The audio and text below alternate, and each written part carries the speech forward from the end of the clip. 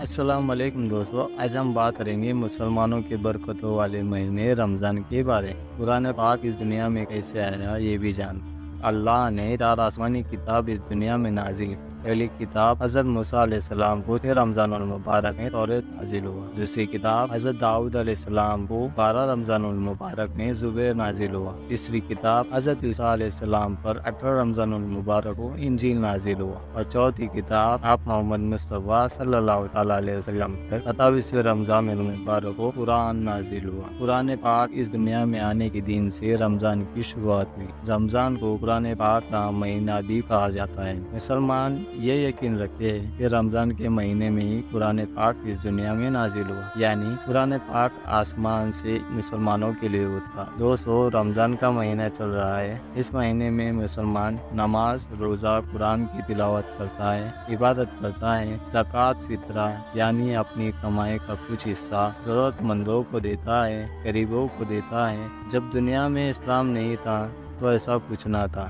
تو اللہ نے اپنے نبی آقا محمد مصطفیٰ صلی اللہ تعالیٰ علیہ وسلم کو اپنا پیغمبر، اپنا نبی بنا کر اس دنیا میں بھیجا، اور دنیا میں ہو رہی برائی کو ختم کرنے کا حکم دیا، یعنی بھٹکے ہوئے انسان کو صحیح راہ پر لانے کا حکم دیا۔ جب اللہ تعالیٰ کو اپنا کوئی بات، اپنا کوئی پیغام، اپنا کوئی میسیج لوگوں تک پہنچانا ہوتا تو اللہ اپنے خاص فرشتے حضرت جبرائیل علیہ السلام کو اپنے نبی آپ محمد مصطفیٰ صلی اللہ تعالیٰ علیہ وسلم کے پاس بھیجتے، اور اللہ کا پیغام آپ محمد مصطفیٰ صلی اللہ تعالیٰ علیہ وسلم کو سناتے، اور آپ محمد مصطفیٰ صلی اللہ تعالیٰ علیہ وسلم کو یاد کر کے لوگوں تک، اپنے صحابہ تک اللہ کا پیغام، اللہ کا میسیج پہنچاتے۔ جب آپ محمد مصطفیٰ صلی اللہ تعالیٰ علیہ وسلم اللہ کی وحی یعنی اللہ کا میسیج صحابہ کو سناتے، تو وہ صحابہ اس زمانے میں کھجور کے پتوں پر،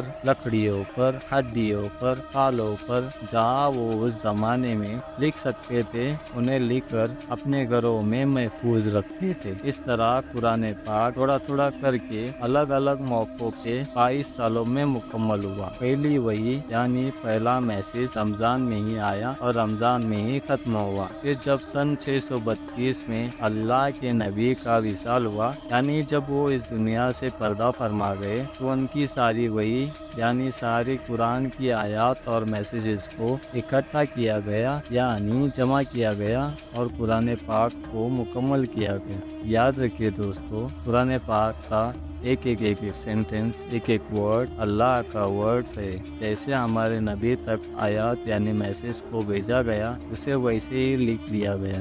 آخر میں اسلام کے پہلے خلیفہ حضرت ابوبکر صدیق رضی اللہ تعالیٰ عنہ نے سن 634 میں قرآن پاک کو کتاب کی شکل میں لکھا۔ اس طرح سے دنیا میں دیکھا جائے تو معلوم ہوتا ہے کہ آج سے 1400 سال پہلے قرآن پاک اس دنیا میں آیا۔ دوستو، قرآن پاک کا نزول ہونا یعنی قرآن پاک کا دنیا میں آنا یہ کوئی آسان بات نہیں ہے۔ جب تک ہم اس بات کو، قرآن پاک کو گہرائی سے نہیں سمجھتے، تب تک اللہ کے بڑے منصوبوں کو سمجھنا مشکل ہوگا۔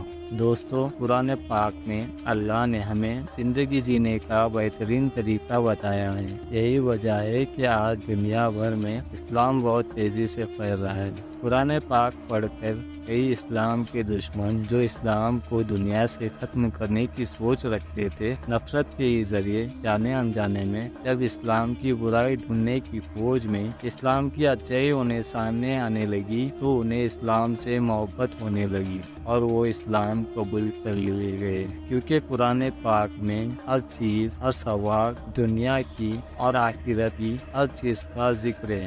آج قرآن پاک ہر لینگویج میں موجود ہے۔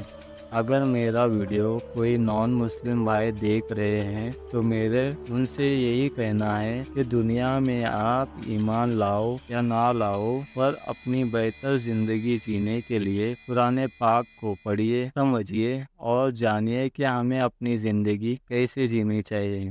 اگر آپ کو میرا یہ ویڈیو اچھا لگا ہو تو اسے آگے شیئر کیجیے، لائک کیجیے، اور ایسی انفارمیشن پانے کے لیے ہمارے یوٹیوب چینل کو سبسکرائب کیجیے۔ اللہ حافظ۔